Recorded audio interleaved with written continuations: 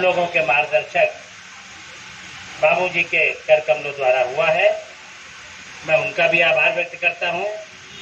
राष्ट्रीय अध्यक्ष जी के इस मिशन को मैं नमन करता हूं कि इन्होंने एक संकल्प शक्ति के सहारे 2023 में इस पार्टी का गठन किया।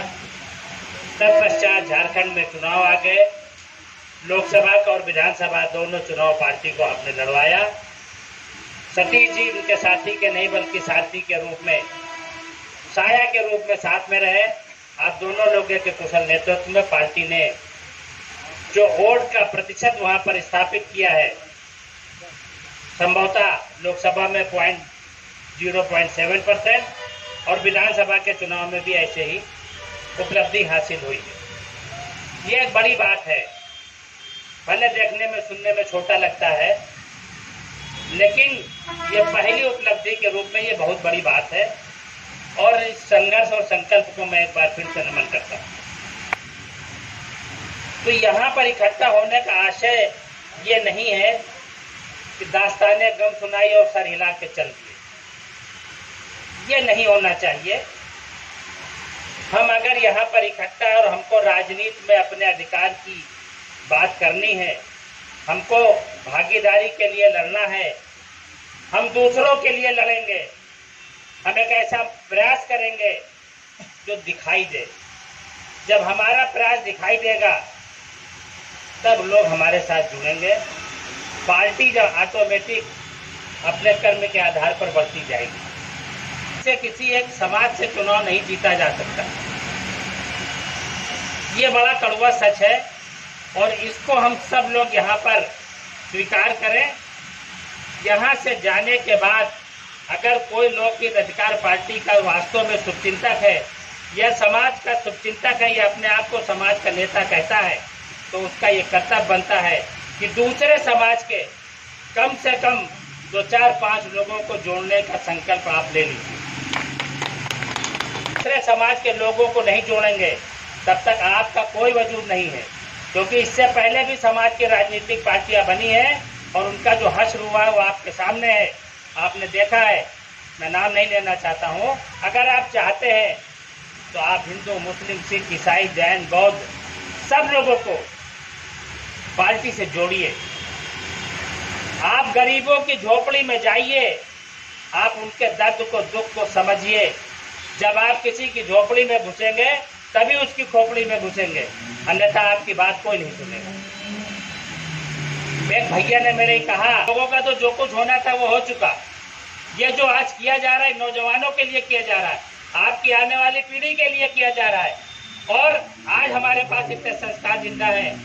अगर अभी दुनिया से चले जाएंगे तो मेरे बच्चे मेरी फोटो पर माला चढ़ा देंगे, लेकिन अगर आप लोग कल के नहीं कर गए तो आपके बच्चे आपकी फोटो पे माला नहीं चढ़ाएंगे कि तुम मुझको पैदा करके तो छोड़ गए, तो मेरे अधिकारों के लिए तुमने क्या संघर्ष किया। तो मुझे अपनी इज्जत बचाने के लिए, अपने बच्चों का भविष्य उज्जवल बनाने के लिए पार्टी के लिए कुछ करिए। सोचिए कैसे होगा, चर्चा कीजिए।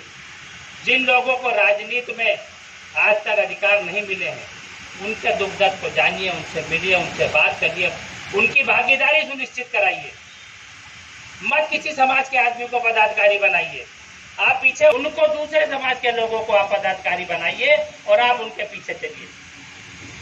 जैसे सेना के में जवान जब लड़ाई पर जाता तो पीछे दूसरा होता है कि अगर मुड़ के देखा तो गोली मार देंगे।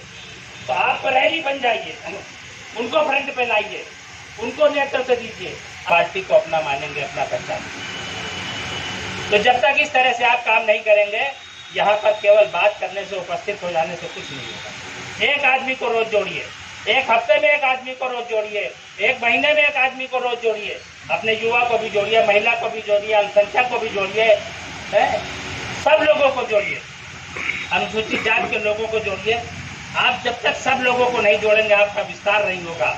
आपके लिए झंडा उठा के चलने वाला कोई नहीं होगा। ये सब करने की जरूरत है। पार्टी बना लेने से कुछ नहीं होगा। हम सब लोगों की मेहनत, हम सब लोगों का कर्म और आपकी जागरूकता, आपके अधिकार के प्रति आपकी सचेतना, यही आपको आगे ले जाएगी। ये मेरा विश्वास है।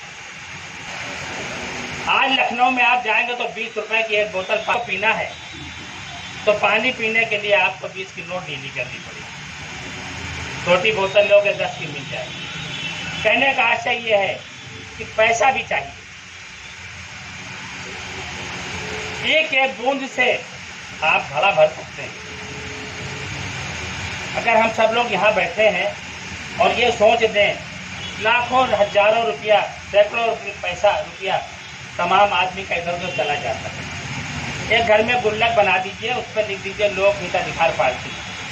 1 रुपया रोज उसमें डाल दिया करिए, 1 रुपया, और कुछ ना करिए, 1 रुपया रोज उसमें डाल दो गुल्लक में। पास किसी बच्चे के ऊपर से निछावर करके उसमें डाल दो, 1 रुपया। आपका बहुत बड़ा त्याग है। ये 1 रुपया आपको कहाँ पहुंचाएगा, शायद अभी आप इसकी कल्पना नहीं कर रहे। 1 रुपया डाल दीजिए। और जिस दिन आपके बच्चे का बर्थडे हो उस दिन 11 रुपया डाल दो। जिस दिन आपका जन्मदिन हो उस दिन 21 रुपया डाल दो। और जिस दिन पति पत्नी दोनों का उस दिन 100 रुपया डाल दो। इतना बड़ा कोष हो जाएगा। रुपया डाल दो।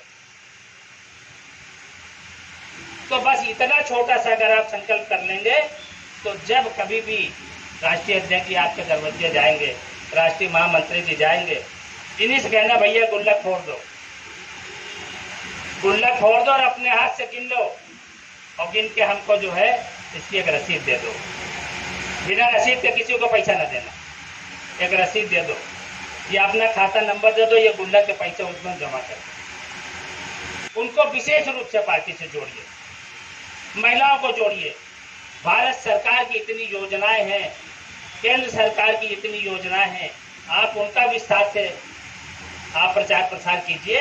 उसमें बहुत से अधिकार हैं, वो किसी पार्टी की नहीं ना, वो जनता के पैसे से दी हुई एक सौगात है, सिर्फ उसकी जानकारी होना चाहिए। अधिकारों के लिए संघर्ष करना होगा, लड़ना होगा। मैं आपके जज्बे को भाई सलाम करता हूँ, नमन करता हूँ कि आपका